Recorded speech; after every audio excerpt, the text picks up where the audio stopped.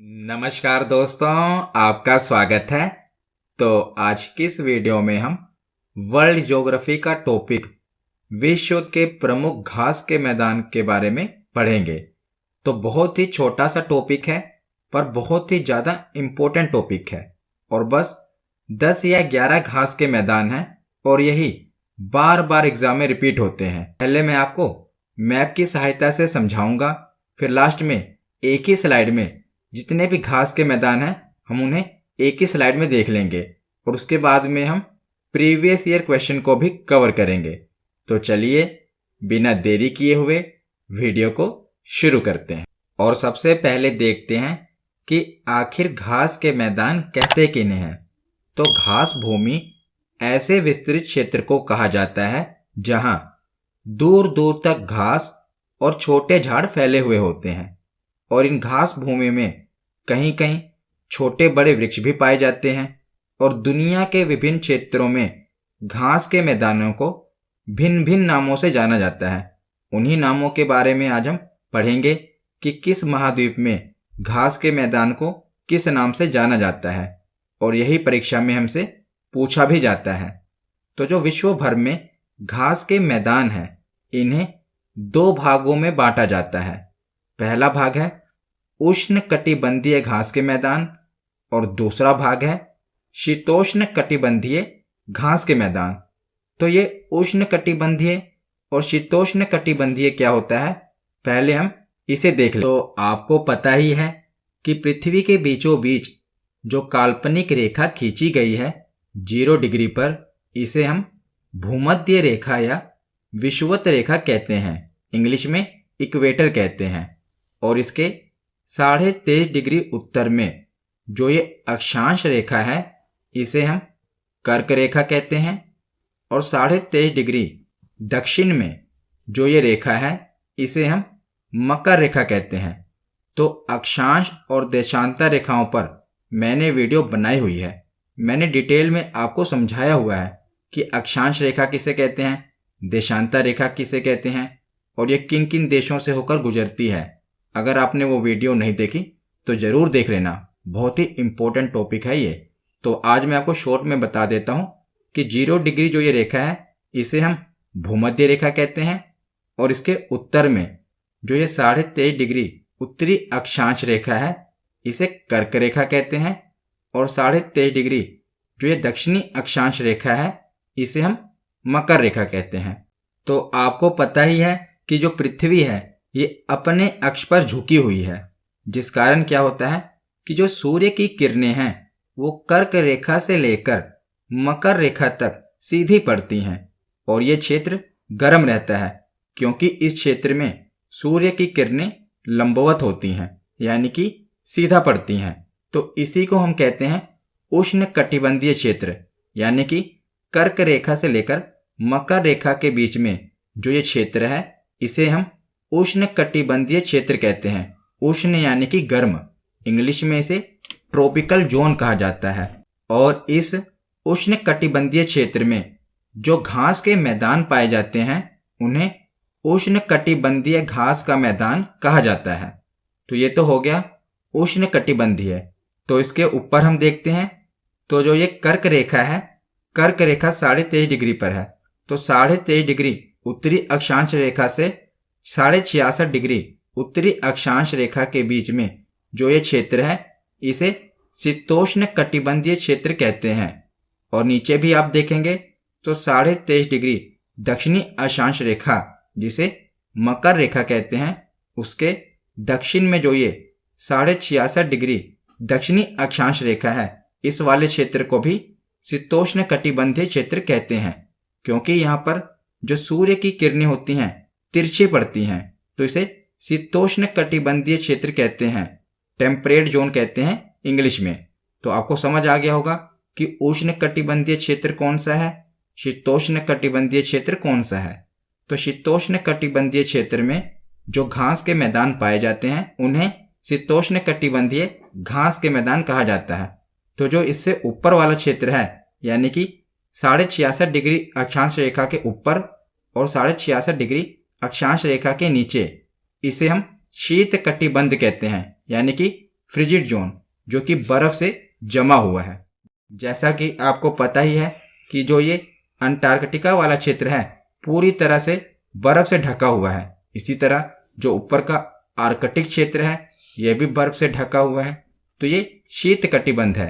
और जो घास के मैदान है ये उष्ण कटिबंध और शीतोष्ण कटिबंध में पाए जाते हैं। तो अब हम एक एक करके मैप से समझ लेते हैं कि कौन से घास के मैदान किस क्षेत्र में पाए जाते हैं। तो सबसे पहले हम शीतोष्ण कटिबंधीय घास के मैदान देखते हैं। यही घास के मैदान ज़्यादा हैं। तो शीतोष्ण कटिबंधीय घास के मैदान में सबसे पहले हम देखेंगे अमेरिका महाद्वीप। तो उत्तरी अमेरिका और दक्षिणी अमेरिका का आप ये मैप देख रहे हैं। तो उत्तरी अमेरिका में जो घास का मैदान है उसे कहते हैं प्रेयरी घास का मैदान। कौन सा? प्रेयरी। और दक्षिणी अमेरिका में जो घास का मैदान है, शीतोष्ण कटिबंधीय की बात कर रहा हूं मैं, कि जो शीतोष्ण कटिबंधीय घास के मैदान है, तो उत्तरी अमेरिका में प्रेयरी घास का मैदान है और दक्षिणी अमेरिका में पंपास घास का मैदान है। तो दोनों की शुरुआत हो रही है पापा से। तो प्रेयरी और पंपास ये दोनों ही अमेरिका महाद्वीप के घास के मैदान हैं और शीतोष्ण कटिबंधीय घास के मैदान हैं। तो जो प्रेयरी घास का मैदान है ये संयुक्त राज्य अमेरिका और कनाडा दोनों देशों में फैला हुआ है। तो याद रखिएगा कौन से महाद्वीप में है, तो उत्तरी अमेरिका महाद्वीप में है। किन देशों में फैला हुआ है, तो संयुक्त राज्य अमेरिका और कनाडा में ये फैला हुआ है। और प्रेयरी क्षेत्र गेहूं और मक्का उत्पादन के लिए दुनिया भर में जाना जाता है और इसे रोटी की टोकरी भी कहा जाता है। किस क्षेत्र को? प्रेयरी क्षेत्र को, क्योंकि ये गेहूं के उत्पादन के लिए दुनिया भर में जाना जाता है, जैसा कि मैंने आपको बताया।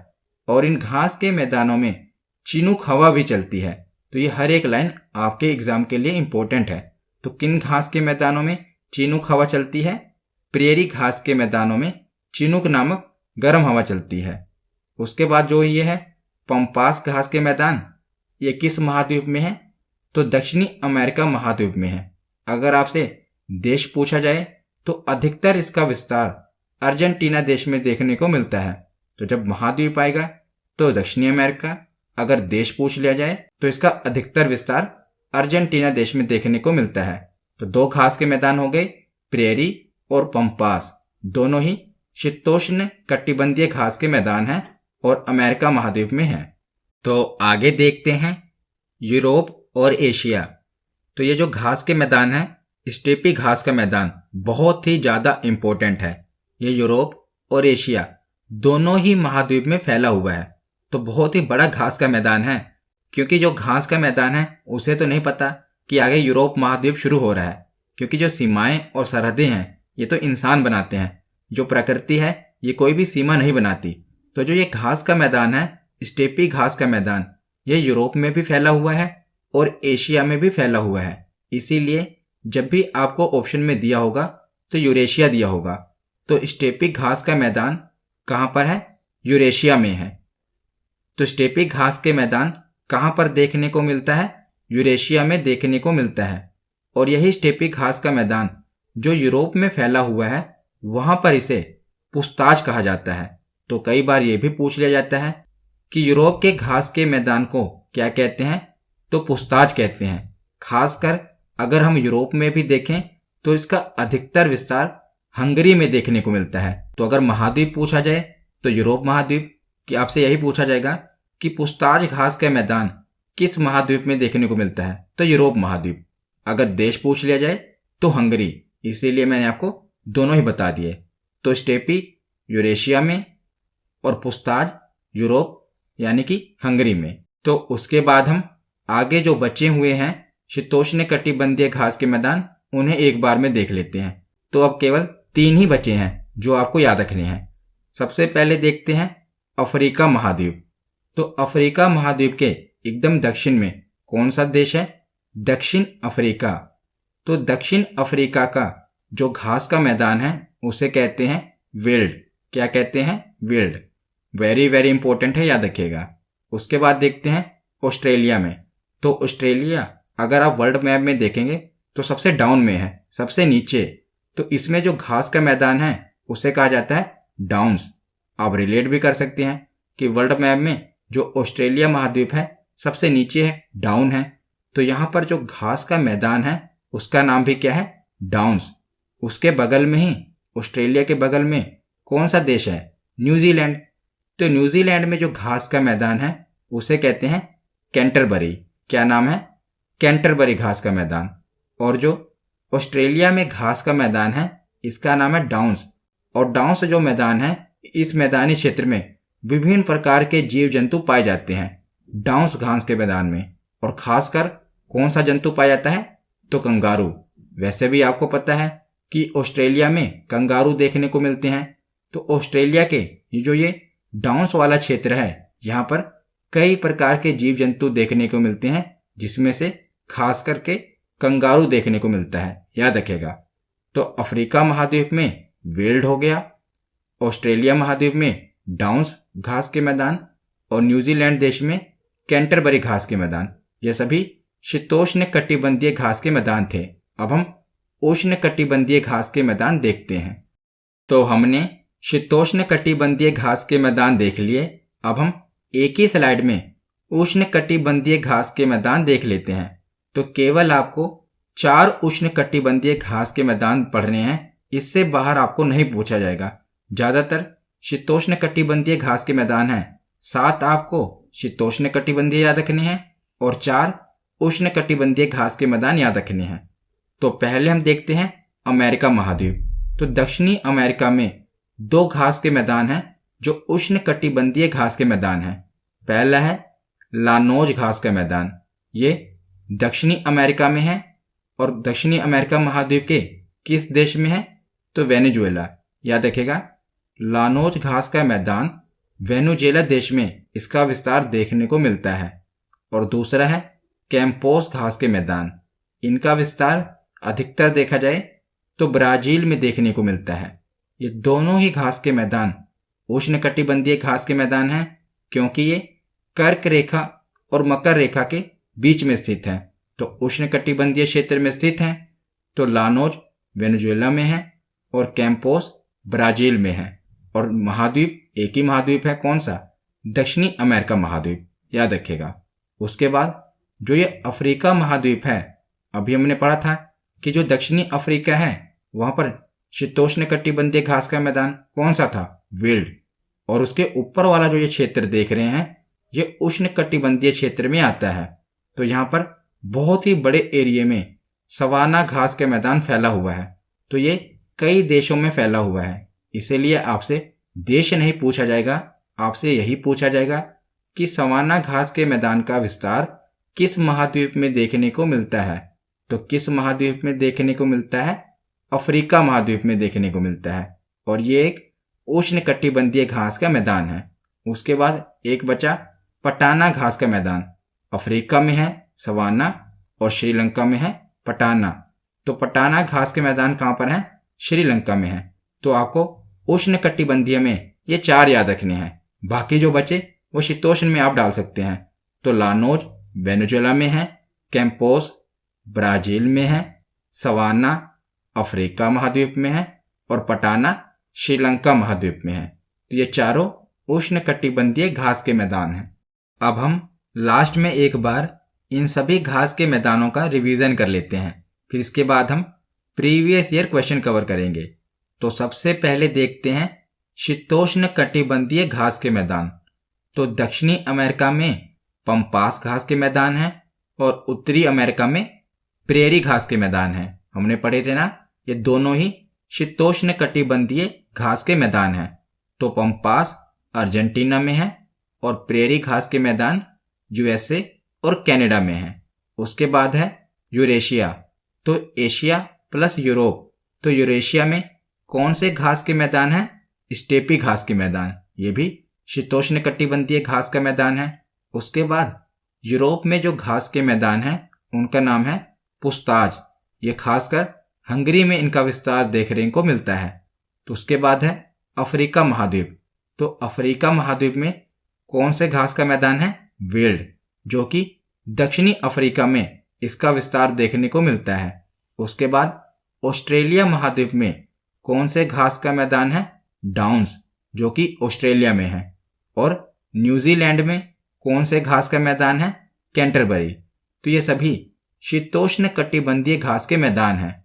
उसके बाद देखते हैं उष्ण कटिबंधीय घास के मैदान। तो उष्ण कटिबंधीय घास के मैदान में सबसे पहले था दक्षिणी अमेरिका महाद्वीप, और दक्षिणी अमेरिका महाद्वीप में दो घास के मैदान हैं, एक है लानोस और दूसरा है कैंपोस। तो लानोस घास का मैदान वेनेजुएला में है और कैंपोस घास का मैदान ब्राजील में है।